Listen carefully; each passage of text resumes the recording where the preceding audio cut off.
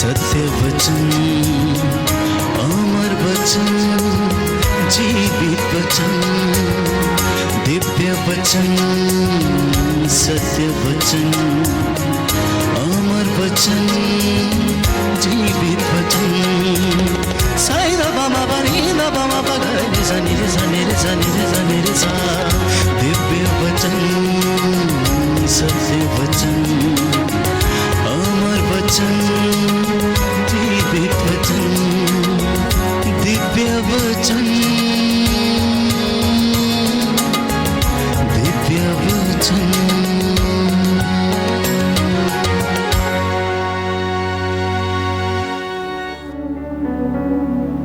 मत्ती का सुसमाचार अध्याय 13 पद संख्या 1 और उससे आगे मैं आपके लिए वचन पढ़ूंगा। मत्ती का सुसमाचार अध्याय 13 पद संख्या 1 और उससे आगे। ईसा किसी दिन घर से निकलकर समुद्र के किनारे जा बैठे।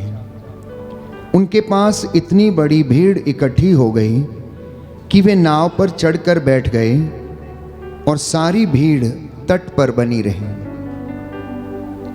उन्होंने दृष्टांतों द्वारा उन्हें बहुत सी बातों की शिक्षा दी। उन्होंने कहा, सुनो, कोई बोने वाला बीज बोने निकला। बोते बोते कुछ बीज रास्ते के किनारे गिरे और आकाश के पक्षियों ने आकर उन्हें चुग लिया। कुछ बीज पथरीली भूमि पर गिरे, जहां उन्हें अधिक मिट्टी नहीं मिली। वे जल्दी ही उग गए, क्योंकि उनकी मिट्टी गहरी नहीं थी। सूरज चढ़ने पर वे झुलस गए और जड़ न होने के कारण सूख गए। कुछ बीज कांटों में गिरे और कांटों ने बढ़कर उन्हें दबा दिया। कुछ बीज अच्छी भूमि पर गिरे और फल लाए, कुछ 100 गुना, कुछ 60 गुना और कुछ 30 गुना। जिसके कान हो वह सुन ले, जिसके कान हो वह सुन ले। प्रियजनों, यीशु की शिक्षा बड़ी निराली थी, अलग हटके थी।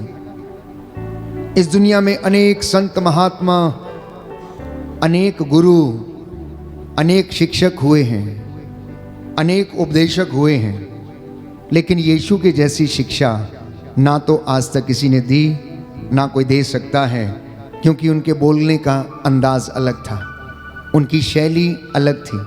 रोज़मर्रा की ज़िंदगी से वो उदाहरण लेते और लोगों को समझाया करते थे।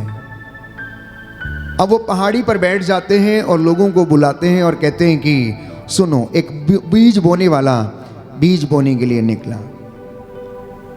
आप में से बहुत से लोग किसान होंगे जिन्होंने कभी ना कभी अपने खेत में बीज बोया होगा। और किसान बीज बोने से पहले मैं समझता हूं कि अपने खेत को बहुत अच्छी तरीके से तैयार करता है। उसे 3-4 बार जोतता है, उसमें पानी डालता है, मिट्टी को भुरभुरा बनाता है और उसको लेवल करता है। लेवल करने के बाद उसके ऊपर बीज छिटकता है और वो बीज अच्छी भूमि पर गिरते हैं और वो 100 गुना फल लाते हैं। लेकिन इसी के साथ साथ जब वो मेड़ के किनारे से गुजरता है तो कुछ बीज मेड़ के ऊपर भी गिर जाते हैं, जिनको अच्छी मिट्टी नहीं मिलती, और इसलिए प्यारे भाइयों और बहनों, उसमें अंकुर नहीं फूटता। अगर फूटता भी है तो बहुत जल्दी वो झुलस जाता है, क्योंकि उसकी जड़ें गहरी नहीं हैं। और इसी तरीके से प्रभु उन्हें दृष्टांत सुना रहे थे और कहते हैं कि बोते बोते कुछ बीज रास्ते के किनारे गिरे और आकाश के पक्षियों ने आकर उन्हें चुग लिया।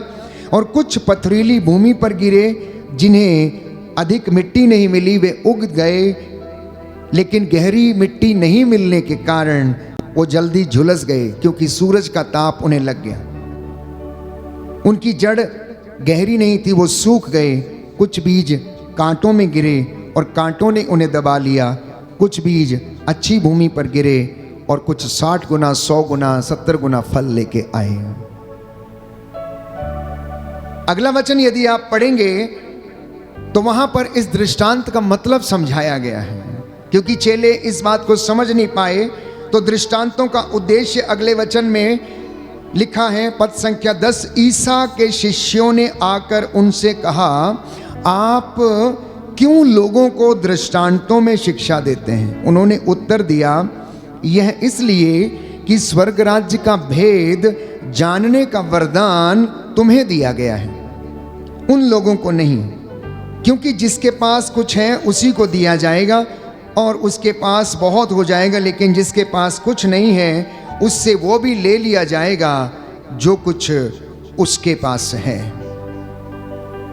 इस तरह से हम ये देखते हैं, जानते हैं कि यीशु को दृष्टांतों में शिक्षा देने का उद्देश्य ये था कि ताकि वे लोग उसे सरलता से समझ सके, क्योंकि उसके वचन के ज्ञान जो था चेलों को दिया गया था वो समझ सकते, लेकिन साधारण जनता समझ नहीं पाती थी। इसलिए यीशु मसीह उन्हें रोजमर्रा की जिंदगी में से उदाहरण लेकर समझाते थे।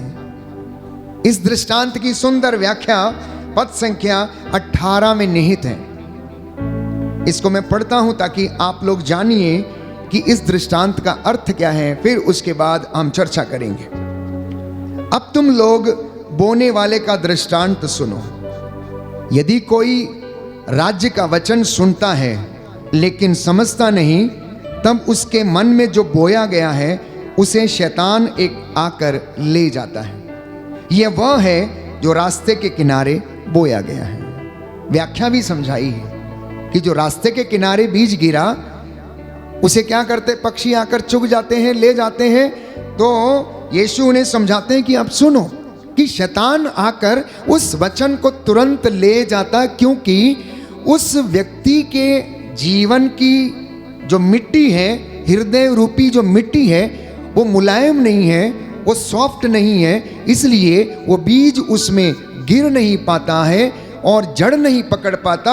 शैतान उसे आकर ले जाता है जैसे कि पक्षी आकर उसे चुग लेता है। दूसरा, जो पथरीली भूमि में बोया गया है, यह वह है जो वचन सुनते ही प्रसन्नता से ग्रहण करता है, परंतु उसमें जड़ नहीं है और वो थोड़े ही दिन दृढ़ रहता है। वचन के कारण संकट या अत्याचार आ पड़ने पर वह तुरंत विचलित हो जाता है। जो कांटों में बोया गया है, यह वह है जो वचन सुनता है, परंतु संसार की चिंता और धन का मोह वचन को दबा देता है और वह फल नहीं लाता। जो अच्छी भूमि में बोया गया है, यह वह है जो वचन सुनता और समझता है और फल लाता है, कोई 60 गुना, कोई 100 गुना और कोई 30 गुना। तो ये अच्छी भूमि कौन है? पथरीली भूमि कौन है? रास्ते के किनारे वाली भूमि कौन है? मैं समझता हूं कि जो वचन सुनते हैं उनमें से ही कुछ लोग पथरीली भूमि के समान हैं, कुछ लोग उपजाऊ भूमि के समान हैं, तो कुछ लोग ऐसी भूमि के समान हैं जिनकी बहुत ज्यादा कठोर है। वचन सुनते हैं, प्रसन्नता से ग्रहण करते हैं, लेकिन उसकी जड़ें गहरी नहीं हो पाती हैं। तो मैं आपको बता रहा था कि एक किसान अपने खेत के भूमि को अच्छी तरह से तैयार करता और तब उसमें बीज बोता है और कुछ दिनों के बाद वो देखता है कि उसमें अंकुर फूट निकला है और धीरे धीरे जैसे जैसे समय बीतता जाता है वो पौधा बन जाता है और एक दिन उस पौधे में बाल आती है और वो बहुत सारे दाने प्रोड्यूस करता है। क्या मेरा और आपका जीवन ऐसा है? सैकड़ों वर्षों से हमने वचन को सुना है और सुनते आए, हमारे पूर्वज, दादा, परदादा, नाना, नानी और हमारी पीढ़ियां जो वचन सुन रही हैं हर दिन, हर पल, हर क्षण, क्या ये वचन 100 गुना, 60 गुना, 30 गुना फल उत्पन्न कर रहा है या नहीं? ये मनन चिंतन का विषय है। अब मैं एक सवाल आपसे पूछना चाहता हूं कि क्या किसान ने कमजोर बीज बोया था, जिसकी वजह से उसमें 30 गुना फल आया, या उसने कुछ ज्यादा उपजाऊ या अच्छा बीज बोया था, 100 गुना फल आया? कैसा बोया होगा बताइए? किसान जब बीज बोता है वो एक एक बीज को देख के बोता है, क्वालिटी का सीड लेकर आता है, पूरा बैग खरीद के लाता है। जो ए ग्रेड आजकल की तकनीक में जो आधुनिक खेती करते हैं, हाइब्रिड सीड्स बोते हैं, वो देखते हैं कि एक भी बीज उसमें से खराब ना हो, एक भी बीज उसमें से खराब ना हो, और वो जाके खेत में छिड़कता है। अब इसमें कमी किसकी है? बीज की कमी है या किसान की कमी है? किसकी कमी है? किसकी कमी है? मिट्टी की कमी है। क्योंकि मिट्टी के अंदर दाने को शक्ति सामर्थ्य देने का वो नहीं है, बल नहीं है उसमें। एक बीज को क्या चीज की जरूरत है अंकुर फूटने के लिए? उसे मिनरल की जरूरत है, गर्मी की जरूरत है, नमी की जरूरत है, जिससे कि वो दाना फूटे और उसमें से अंकुर निकले। जमीन उसको नहीं दे पाती, जमीन उसको नहीं दे पाती है। और जब जमीन उसको नहीं दे पाती है तो वो जो दाना है वो पूर्ण रूप से विकसित नहीं हो पाता है। इसलिए उसके दाने, उसकी बाल कमजोर पड़ जाती है। लेकिन जहां पर नमी अच्छी है, जहां पर खेत अच्छा है, जहां पर उर्वरा शक्ति अच्छी है, जहां पर मिट्टी में सब तरीके के मिनरल्स मौजूद हैं, उसमें जिंक है, मैग्नीशियम है, कैल्शियम है, सब चीजों मौजूद है, वहां पर वो अच्छी फसल लाता है। क्या मैं और आप, क्या मेरा और हृदय, आपका हृदय ऐसा नहीं बन सकता? क्या ये उपजाऊ नहीं बन सकता? क्या इसमें वो ताकत नहीं आ सकती ताकि ये वचन को बढ़ने के लिए, वचन को विकसित होने के लिए हमें सहायता दे? ये सहायता हमें कहाँ से मिलती है? ये सहायता पवित्र आत्मा के सामर्थ्य से मिलती है। ये सहायता हमें आध्यात्मिक जीवन में बढ़ने से मिलती है। ये सहायता पवित्र संस्कारों को योग्यता से ग्रहण करने में मिलती है। ये सहायता पवित्र यूकरिस्त का संस्कार ग्रहण करने, पश्चाताप का संस्कार ग्रहण करने से हमें ये सहायता मिलती है कि जब ये वचन रूपी बीज बोया जाता है हमारे अंदर, तो प्यारे भाइयों और बहनों, आत्मा के सामर्थ्य से ये विकसित होता है, अन्यथा दूसरी चीज़ों से ये विकसित नहीं हो सकता है। इसलिए अपने हृदय को उपजाऊ बनाना। आज का सुसमाचार हमने सुना था, मार्कुस के सुसमाचार अध्याय 12 में हमने सुना था कि एक शास्त्री यीशु के पास आता है और कहता है कि सबसे बड़ी आज्ञा कौन सी है? और यीशु ने उससे कहा कि सबसे बड़ी आज्ञा तो एक ही है, हे इज़राइल सुनो, तुम्हारा एक ही ईश्वर है, उसको छोड़कर कोई दूसरा ईश्वर नहीं, उसको अपने सारे हृदय, सारी शक्ति से, सारे मन और सारी आत्मा से प्यार करना। ये ताकत हमें कहाँ से आती है? ये ताकत प्यारे भाइयों और बहनों, बाइबल कहती है पिता जिन्हें चाहता है उन्हें ऊंचा उठाता, जिन्हें नहीं चाहता उन्हें अधोलोक से भी नीचे गिरा देता है। जिन्हें चाहता है, जिन्हें वो पसंद करता है, जिन्हें वो अपनी ओर आकर्षित करता है, वो उसकी ओर आते और उन्हें ये सामर्थ्य मिलता है। तो ये वचन जो आपके जीवन में बोया जाता है, रोज प्रचारक के माध्यम से, मिस्सा बलिदान के दौरान, साधनाओं के दौरान, या अन्य जहां कहीं भी आप वचन सुनते हैं, ये वचन किसान आपके जीवन में बोते चला जाता है, बोते चला जाता है। इतना ही नहीं, ईश्वर के राज्य की शुरुआत बड़ी छोटी सी होती है। ईश्वर के राज्य की शुरुआत बड़ी छोटी सी होती है। कहीं पर कोई व्यक्ति गया, वहाँ पर प्रभु का नाम सुना के आया, वचन सुना के आया और वहाँ से आगे बढ़ गया, और वो धीरे धीरे वहाँ पर विश्वास रूपी बीज जो बोया गया था वो बढ़ने लगता है। और बाइबल कहती है राई के दाने से उसकी शुरुआत होती। राई का दाना छोटा दाना है, मिट्टी में बोया जाता है, लेकिन वो पौधा बनता, चिड़ियाँ आकर उसके ऊपर बसेरा करती। ईश्वर के राज्य की शुरुआत भी ऐसी ही है, छोटी सी शुरुआत है। हम जानते हैं कि कलीसिया के 12 स्तंभ, प्यारे भाइयों और बहनों, उन पर कलीसिया की शुरुआत हो गई और आज वो पूरे संसार में, पूरे विश्व में प्रसिद्ध है। एक छोटी सी शुरुआत थी। यीशु के अनुयायी जो उसके लिए, जिन्होंने अपना जीवन कुर्बान कर दिया।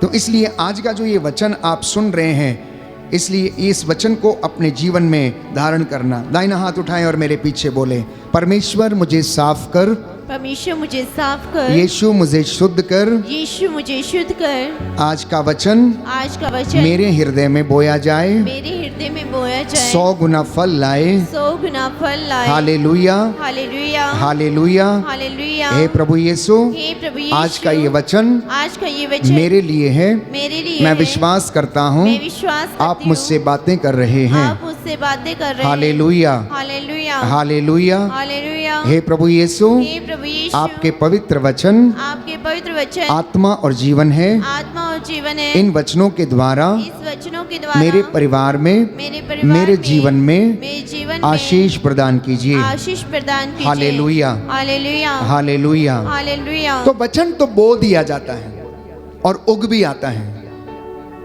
लेकिन आगे का काम शुरू होता है तब जब आप उस वचन के द्वारा काम करना शुरू करते हैं, अपने घर में, अपने परिवार में, या आप जहां कहीं भी रहते हैं। कैसे काम शुरू होता है? आपने वचन सुना, वचन को ग्रहण किया, आपने मन में निर्धारित किया, संकल्प किया कि अब मैं जाकर इस वचन के अनुसार जीवन जीऊंगा, मैं जीवन बिताऊंगा और मैं कोशिश करूंगा। बहुत बार आप सफल होते हैं और बहुत बार असफल भी हो जाते हैं। खैर, चिंता करने की जरूरत नहीं है। एक सुंदर वचन है, योशुआ नबी का ग्रंथ अध्याय 24 पद संख्या 15 में लिखा है कि मैंने अपने परिवार के साथ निर्णय किया है कि आज के बाद मैं और मेरा परिवार ईश्वर की सेवा करेंगे। तुम्हें जो करना है तुम वो करो, लेकिन मैंने और मेरे परिवार ने निर्णय किया है कि मैं और मेरा परिवार ईश्वर की सेवा करेंगे। लिखा है, यदि तुम ईश्वर की उपासना नहीं करना चाहते तो आज ही तय कर लो कि तुम किसकी उपासना करना चाहते हो। उन देवताओं की जिनकी उपासना तुम्हारे पूर्वज नदी के उस पार करते थे, अथवा अमोरियों के देवताओं की जिनके देश में तुम रहते हो। मैं और मेरा परिवार हम सब प्रभु की उपासना करना चाहते हैं। लोगों ने उत्तर दिया, प्रभु को छोड़कर अन्य देवताओं की उपासना करने का विचार हमसे कोसों दूर है। हमारे प्रभु ईश्वर ने हमें और हमारे पूर्वजों को दास्ता के घर से, मिस्र देश से निकाल लिया है। उसी ने हमारे सामने महान चमत्कार दिखाए हैं। हम बहुत लंबा रास्ता तय कर चुके हैं, बहुत से राष्ट्रों से होकर यहाँ तक आए हैं और सर्वत्र उसी ने हमारी रक्षा की है। हम भी प्रभु की उपासना करना चाहते हैं क्योंकि वही हमारा ईश्वर है। ये लोगों का उत्तर था जब उन्होंने वचन सुना, जब योशुआ ने उनको वचन सुनाए, जब मूसा ने परमेश्वर की ओर से उनके लिए बोला, जब उन्हें आज्ञाएं समझाई गईं, जब वो लोग जान गए कि इब्राहिम, इसहाक और याकूब का परमेश्वर एकमात्र सच्चा ईश्वर है, जो जीवन देता, चंगा करता है, मफलूसों को बहाल करता है, जिसने ये वादा किया है कि वो उनके आंसुओं को पोंछेगा, मिस्र की गुलामी से उनको छुड़ा कर लाया है, पाप की अधीनता से उन्हें निकाल कर लाया है। अब वो प्रभु उनके लिए चिन्ह और चमत्कार दिखाएगा। इसलिए योशुआ लिखता है, प्यारे भाइयों और बहनों, कि तुम आज अपने आप को पवित्र करो और कल प्रभु तुम्हारी आंखों के सामने चमत्कार करेगा। बोलो आमीन, आमीन, hallelujah, hallelujah, hallelujah, hallelujah, hallelujah. Hallelujah. योशुआ ने लोगों से कहा, योशुआ ने लोगों से कहा, अपने को पवित्र बनाए रखो, अपने को पवित्र बनाए रखो, क्योंकि कल प्रभु तुम्हारी आंखों के सामने तुम्हारी आंखों के सामने चमत्कार करेगा। चमत्कार करेगा। Hallelujah, hallelujah. हे प्रभु यीशु, हे प्रभु मुझे यीशु, शुद्ध कीजिए, मुझे साफ कीजिए, मुझे पवित्र कीजिए, मुझे पवित्र जिससे कीजिए, कि मैं जिससे कि आपकी मैं महिमा देख सकूं, आपकी महिमा चमत्कारों देख को देख सकूं। चमत्कारों को देख सकूं। Hallelujah, hallelujah, hallelujah. हालेलुया। तो उस भूमि को उपजाऊ बनाने के लिए पवित्रता सबसे पहला माध्यम है। पवित्रता सबसे पहला माध्यम है। दूसरा माध्यम है विश्वास। विश्वास के साथ जो बीज को, वचन रूपी बीज को हम ग्रहण करते हैं, अब वो फलवंत होना शुरू हो। तीसरा माध्यम है प्यारे भाइयों और बहनों, प्रभु की सेवा, जैसा कि योशुआ ने स्वीकार किया।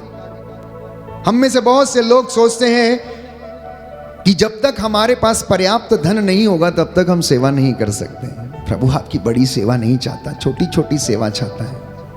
वो आपके मनोभावों को देखना चाहता है। विधवा के पास 2 अधेले थे, उसने जाकर प्यारे भाइयों और बहनों मंदिर में वो 2 अधेले डाल दिए और प्रभु ने उनकी प्रशंसा की और चेलों से कहा, देखते हो तुम कि हम मंदिर में कितने लोग चढ़ावे कर रहे हैं, कितने लोग दान डाल रहे हैं। इस विधवा को देखो, इसने 2 अधेले डाले हैं। इसने वो डाला है जो इसके लिए जरूरत थी, जो इसके लिए जरूरत थी, आज की शाम के लिए जो इसके लिए जरूरत थी, इसने सबसे ज्यादा अधिक दान डाला है। तो मैंने कहा चौथा माध्यम प्रभु की सेवा। प्रभु की सेवा अपने परिवार के साथ मिलकर, किसी को दिखाने के लिए नहीं, कहने के बाद नहीं, छोटे छोटे काम, प्रभु के मंदिर की सीढ़ियों को साफ करना, प्रभु के मंदिर की वेदी को सजाना, प्रभु के मंदिर की देखभाल करना, प्रभु के लोगों की देखभाल करना, लाचार, भिखमंगे और ऐसे जिनके घर नहीं, छत नहीं, उनके साथ वचन को साझा करना, उन्हें सांत्वना देना और उनके लिए प्रबंध करना, ये परमेश्वर हमसे सेवा के रूप में चाहता है। Hallelujah, hallelujah, hallelujah. यीशु की स्तुति हो, यीशु की स्तुति हो, यीशु को धन्यवाद, यीशु को धन्यवाद, यीशु की आराधना हो, यीशु की आराधना यीशु हो, की महिमा हो, यीशु की महिमा यीशु हो, को धन्यवाद, यीशु को धन्यवाद। Hallelujah, hallelujah, hallelujah. हालेलुया। तो आप में से लोग चमत्कार देखना चाहते हैं? You want to see miracles? सब लोग चमत्कार देखना चाहते हैं? ये काम आपके घर से शुरू होगा। आप सेवकाई का हिस्सा बन जाइए, आप सेवकाई का हिस्सा बन जाइए। You will see miracles in your life. आप विटनेस करने का हिस्सा बन जाइए, प्रभु का वचन सुनाने का हिस्सा बन जाइए। आप अपनी जिंदगी में चमत्कार देखने लगेंगे। चमत्कार वो मत देखिए जो इधर उधर भीड़ में और मजमे लग के वहां पर होते हैं, वो चमत्कार हैं। प्रभु बहुतों को चंगा करता है, लेकिन आप यदि अपनी जिंदगी में चमत्कार देखना चाहते हैं तो योशुआ ने कहा, योशुआ के ग्रंथ अध्याय 3 पद संख्या 2 में, कि तुम आज अपने आप को पवित्र करो।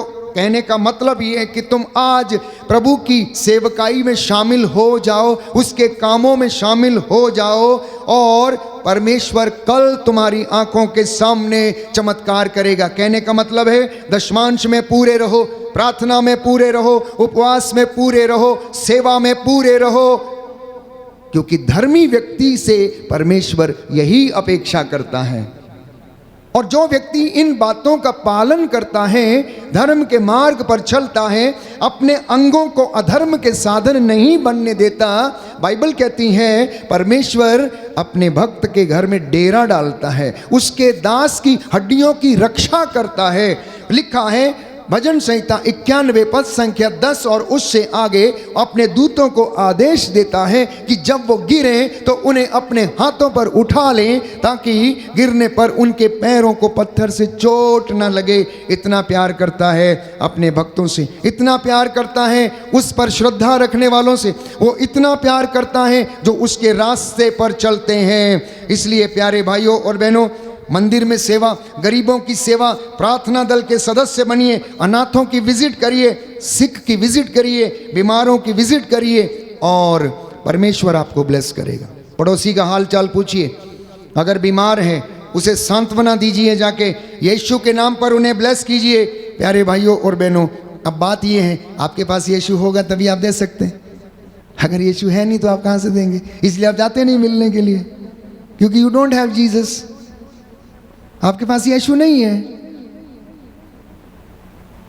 अगर यीशु है तो आप जाएंगे, आप मिलेंगे और उसे यीशु के नाम पर आप ब्लेसिंग देकर आएंगे। क्योंकि हमारे पास वो नहीं है, हमारे पास वो नहीं रहता, इसलिए हम मिलने जाते नहीं। हमारे पास कोई और रहता है। हमारे पास धन, लोभ, लालच, हर प्रकार की सांसारिक चीज़ों में हम व्यस्त रहते हैं, इसलिए हम वो चीज़ें देकर आते हैं क्या आप जब आप गरीब बीमार के पास जाते हैं, क्या आप में से कभी किसी ने उसे 100 रुपया दिया?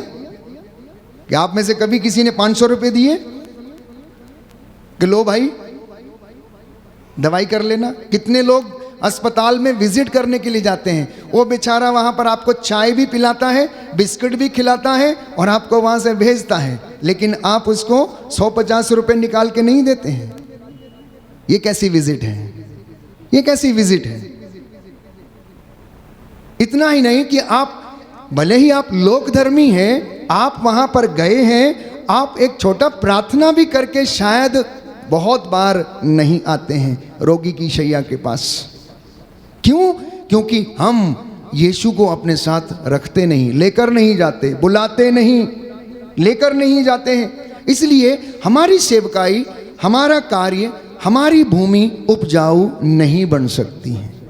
ये छोटे छोटे कामों से परमेश्वर हमें आशीषित करता है। तो लिखा है योहन के सुसमाचार अध्याय 12 पद संख्या 26 में, यदि कोई मेरी सेवा करना चाहे तो वह मेरा अनुसरण करे। मान लीजिए आप में से कुछ मध्यस्थ प्रार्थना दल के सदस्य हैं, कुछ बीईसी ग्रुप के सदस्य हैं, कुछ बीसीसी ग्रुप के सदस्य हैं। अब ये लोग सेवा करना चाहते हैं, कुछ लोग अशर्स हैं या फिर वो छाते उठाकर परम प्रसाद के आगे आगे चलने वाले बनते हैं। कुछ लोगों को पाठ पढ़ने का होता है कि आगे मैंने पाठ पढ़ना है, और ये सोचते हैं कि सेवा कर रहे हैं, लेकिन इनका यीशु के जीवन से कोई लेना देना नहीं है, उनका अनुसरण नहीं करना। तो क्या ये सेवा सच्ची है? ये सेवा सच्ची नहीं है। ये सेवा सच्ची नहीं है, ये दिखावे की सेवा है। इसलिए यीशु ने कहा यदि तुम मेरी सेवा करना चाहते हो तो मेरा अनुसरण करो, क्योंकि जहाँ मैं हूँ वहाँ मेरा सेवक भी होगा, और जो मेरी सेवा करेगा मेरा पिता उसका सम्मान करेगा। बोलो आमीन। आमीन। दाहिना हाथ उठाकर वचन दोहराएंगे, हालेलुया। हालेलुया। यीशु ने कहा योहन का सुसमाचार अध्याय 12 पद संख्या 26, यदि कोई मेरी सेवा करना चाहे तो वह मेरा अनुसरण करे, जहाँ मैं हूँ वहाँ मेरा सेवक भी होगा, जो मेरी सेवा करेगा मेरा पिता उसका सम्मान करेगा। Hallelujah, hallelujah, hallelujah. कौन सम्मान करेगा? कौन सम्मान करेगा? स्वर्गीय पिता। यीशु ने कहा स्वर्गीय पिता सम्मान करेगा। ये आपकी सेवा नॉर्मल सेवा नहीं होगी, एक्स्ट्राऑर्डिनरी सेवा होगी। जब आप उसे मन से, आत्मा, हृदय से, पूरी शक्ति से करते हैं तो पिता प्रसन्न होता है और वो हमें ब्लेस करता और आशीर्वाद प्रदान करता है। और यीशु कहता है कि मेरा पिता तुम्हारा सम्मान करेगा, मेरा पिता तुम्हारा सम्मान करेगा। सेवा, उपासना, आराधना, उसकी हुजूरी में बैठना, उसकी बंदगी करना, उसके साथ थोड़ा समय बिताना, जैसे आप मित्र के साथ बिताते हैं। आप घंटों अपना समय पड़ोसन के साथ दूसरी पड़ोसन की निंदा करने में गुजार देते हैं। मिलता क्या है? सिरदर्द, नेगेटिव स्पिरिट, नकारात्मकता, नेगेटिविटी, वो आप घर में लेकर आते हैं। यहां बैठने से, आराधना में बैठने से, गीत गाने से, भजन गाने से क्या मिलता है? खुशी, आनंद, पॉजिटिव स्पिरिट, संतों और दूतों की मध्यस्थता, मां मरियम की मध्यस्थता, जो आपको आने वाले, भले आपको दिखती नहीं है लेकिन ऐसा नहीं है कि वो है नहीं। अंकुर कैसे फूटता है, पौधा कैसे बढ़ता है, हमको दिखता नहीं है, लेकिन 4-5 दिन के बाद देखते हैं तो इतना बड़ा हो जाता है। वैसे हमारी जिंदगी में आशीर्वाद है, वैसे हमारी जिंदगी में आध्यात्मिक जीवन है। हमें दिखता नहीं है लेकिन हम बढ़ते जा रहे हैं, बढ़ते जा रहे हैं, बढ़ते जा रहे हैं। फादर को देखिए, प्रचारक को देखिए, भक्त को देखिए, लोक धर्मियों को देखिए, जो निरंतर प्रार्थना में, उपवास में रहते हैं, उनको विजन मिलने लगते हैं, प्रार्थना में बढ़ने लगते हैं, परमेश्वर उन्हें ब्लेस करने लगता है। तो आपकी उपासना, आराधना, प्यारे भाइयों और बहनों, ये भी प्रभु की एक सेवा है, ये भी प्रभु की एक सेवा है। एलिया और एलीशा के विषय में आप जानते हैं। एलीशा ने प्रभु को भेंट चढ़ाई और भेंट चढ़ाने के बाद प्रभु को उसने धन्यवाद दिया। यीशु ने कहा कि मैं अपनी सेवा कराने नहीं बल्कि मैं सेवा करने के लिए आया हूं। मैं अपनी सेवा कराने के लिए नहीं आया हूं। इसलिए उसने अपने चेलों के पैर धोए। कौन ऐसा गुरु, कौन ऐसा महात्मा, कौन ऐसा व्यक्ति है जिसने अपने चेलों के पैर धोए और उन्हें यह पाठ पढ़ाया कि जैसा मैंने तुम्हारे साथ किया वैसा तुम भी एक दूसरे के साथ किया करो। इसलिए यीशु कहता है जो व्यक्ति अपना क्रूस नहीं उठाता वो मेरी सेवा नहीं कर सकता। लूका की अंजील उसकी 14 बाब उसकी 27वीं आयत में हम पढ़ते हैं। लूकस का सुसमाचार उसका 14वां अध्याय 27वीं आयत में कि जो अपना क्रूस ना उठाए वो मेरा सेवक नहीं है। जब तक आत्म त्याग ना करे कोई भी व्यक्ति ईश्वर की सेवा नहीं कर सकता। तो हमें अपनी कुछ इच्छाओं को मारना पड़ेगा, त्याग करना पड़ेगा। जिन्हें हम में बहुत अच्छी लगती उन्हें त्यागना होगा। कुछ ऐसे सुख जो हमको त्यागने पड़ेंगे। उदाहरण के लिए इतवार के दिन आपके मित्रों ने किसी पार्टी का या पिकनिक का आयोजन किया है और आपसे वो, आप जो मसीह हैं, आपसे वो कहते हैं कि आज पिकनिक के लिए जाना और आप तैयार हो जाते हैं और चले जाते हैं, तो आप सच्चे भक्त नहीं हैं। उस दिन अगर कोई व्यक्ति त्याग करता है, नहीं नहीं नहीं नहीं, आज विश्राम का दिन है, मैं पहले चर्च जाऊंगा, पहले मैं परम प्रसाद ग्रहण करूंगा, प्रभु का दिन पवित्र रखूंगा, उसके बाद मैं दूसरे कार्य करूंगा, क्योंकि हमारा पवित्र शास्त्र हमें इस बात की इजाज़त नहीं देता कि हम ईश्वर के दिन का उल्लंघन करें, बल्कि पवित्र बाइबल ये कहती है कि ईश्वर का दिन पवित्र रखो, उसके दिन का आदर करो, क्योंकि जो उसके समय से चोरी करता है वो सबसे बड़ा चोर है। ईश्वर के समय से समय चुराने वाला सबसे बड़ा चोर कहलाता है। इसलिए प्यारे भाइयों और बहनों, जब तक आप और मैं आत्म त्याग नहीं करते तब तक हम आशीष ग्रहण करने में असमर्थ रहते हैं। लूकस का सुसमाचार अध्याय 8 पद संख्या 1 से 3 कि हम सेवा करने वाले बने, ना कि सेवा कराने वाले बने। अपनी संपत्ति से आप सेवा करें, अपने धन से आप सेवा करें, आपके पास जो है उसके द्वारा आप सेवा करें। आप अपने घर की चीज़ों को सेवकाई के लिए देने की कोशिश करें। मैंने देखा है कई बार कोई व्यक्ति गांव में या अन्यत्र कोई चर्च में अगर फंक्शन है तो वो अगर उनके घर से गाड़ी भी लाते हैं या ट्रैक्टर भी लाते हैं तो किराया लेते हैं, उसका भी किराया लेते हैं।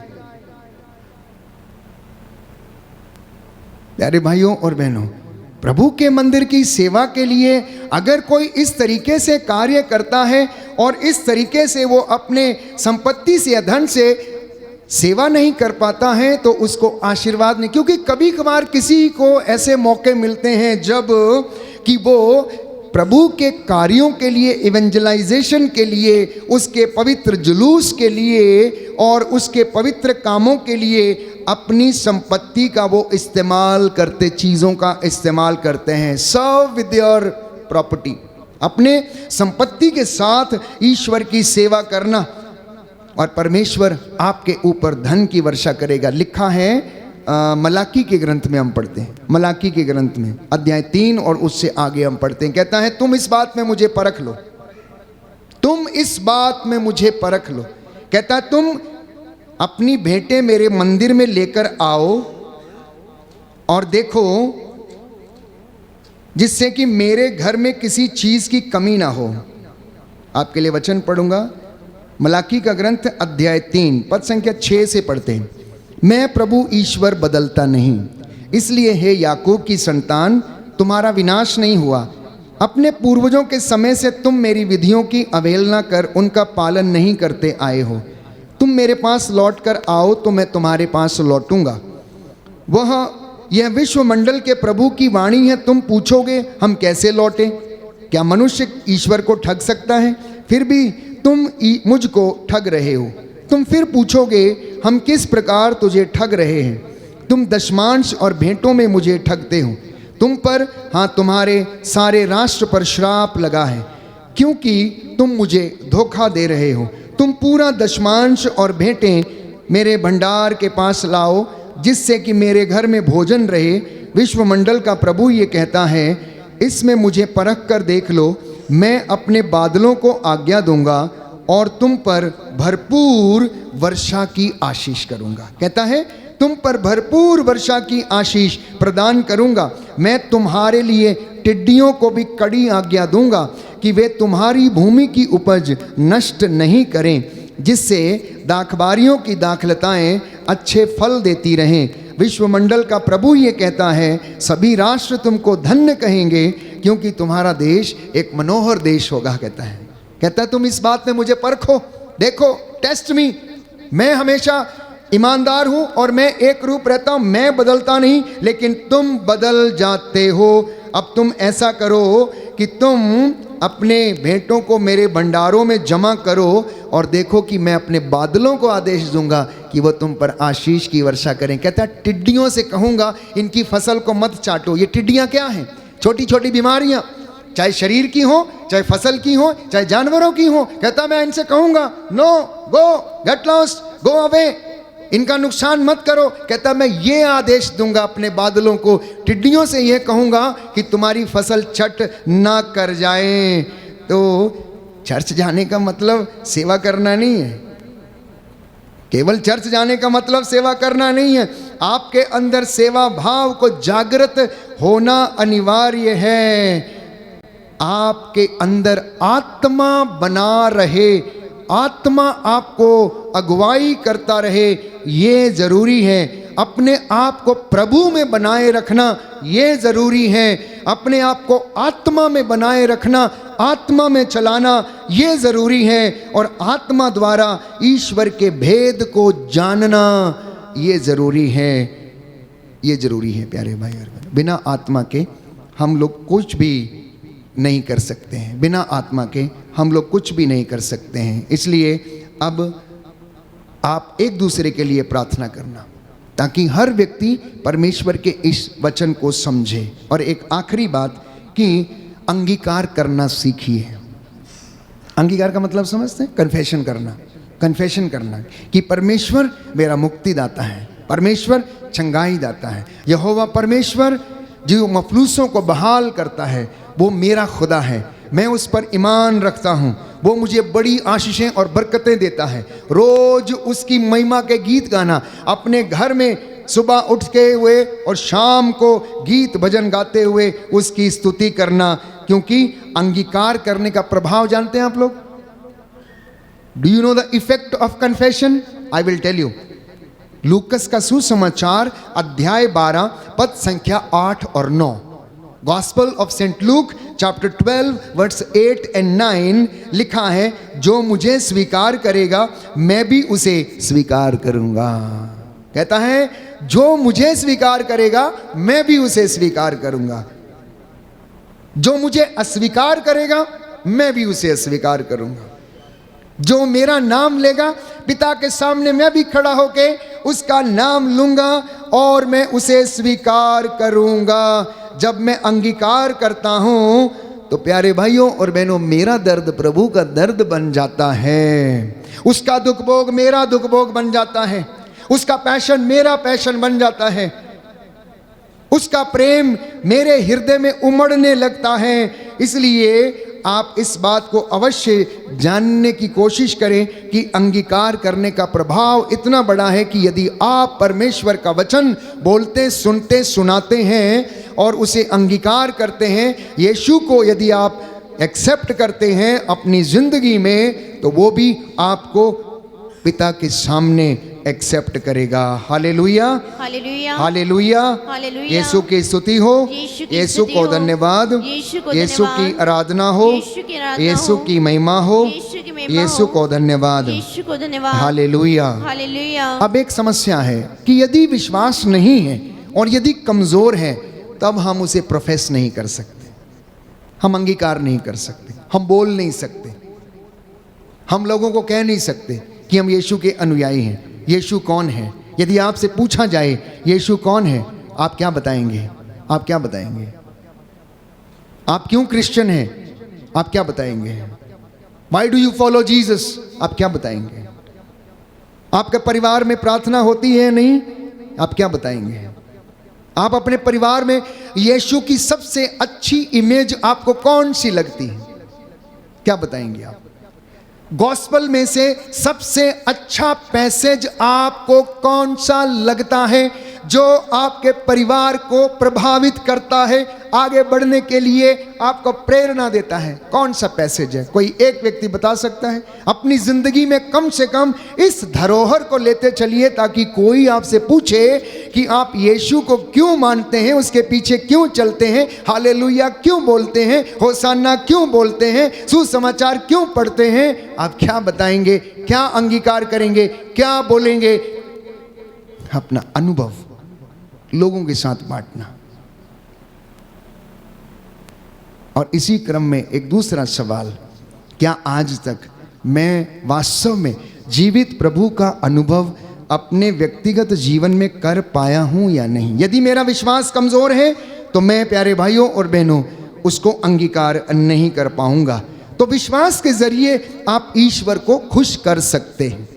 विश्वास के जरिए, प्रार्थना के माध्यम से आप उसके कामों को कर सकते हैं। इब्राहिम, इसहाक और याकूब, इन्होंने अपने विश्वास के बलबूते बहुत से काम किए और परमेश्वर ने इब्राहिम के लिए, क्योंकि विश्वास के कारण वो धर्मी ठहरा, तो उसके लिए प्रबंध कर दिया। जिस पर्वत पर इसहाक को बलि चढ़ाने के लिए ले गया था, वहाँ पर उसने मेमने का प्रबंध किया और इब्राहिम ने उस पर्वत का नाम रखा प्रभु का प्रबंध, क्योंकि प्रभु प्रबंध करता। वो आपके लिए भी करेगा। मत्ती का सुसमाचार अध्याय 7 पद संख्या 11 कहता है कि मांगने वालों को पिता आत्मा क्यों नहीं देगा? मांगने वालों को पिता आत्मा क्यों नहीं दे? यदि तुम अपने बच्चों को अच्छी चीजें दे सकते हो तो मांगने वालों को पिता अवश्य आत्मा प्रदान करेगा। इसलिए समय असमय परमेश्वर का वचन सुना करिए और सुनाया करिए। समय असमय प्रभु का वचन सुनाने का कोई विशेष समय नहीं है। एनी टाइम, एनीवेयर यीशु के नाम पर आप उसके वचन को बोल सकते हैं। और इसी क्रम में जब जक्केउस ने यीशु के वचन को सुना, उसका साक्षात्कार उनसे हुआ, तो उसका जीवन बदल गया और आपका भी जीवन बदल जाएगा। क्यों? क्योंकि आप परमेश्वर का वचन सुन रहे हैं और आत्मा, मैं विश्वास करता हूँ, आपकी अगुवाई कर रहा है। अपना दाहिना हाथ उठाएं और मेरे पीछे दोहराएं, हालेलुया, हालेलुया, हालेलुया। हालेलुया। हे प्रभु यीशु, हे प्रभु मैं यीशु, वादा करता हूँ, मैं वादा करती हूँ, अंगीकार करूंगा, अंगीकार करती हूँ, सबके सामने तेरा नाम ऊंचा करूंगा। तेरा नाम ऊंचा करूंगा। Hallelujah, hallelujah, hallelujah. हालेलुया। हे प्रभु यीशु, हे प्रभु यीशु, मेरे हाथों को मेरे हाथ थाम लीजिए। मैं तेरे हाथों को जो मेरे लिए छिद गए, मेरे लिए छिद गए, मैं उन्हें स्वीकार करता हूँ, पहचानता हूँ। हालेलुया। मैं अपने परिवार को आपकी सेवा के लिए समर्पित करता हूँ। मैं वादा करता हूँ, मैं पाप से, बुराई से दूर रहूँगा और आपके वचन के मुताबिक चलूँगा, फल उत्पन्न करूँगा। Hallelujah, hallelujah, hallelujah, hallelujah, hallelujah. Hallelujah.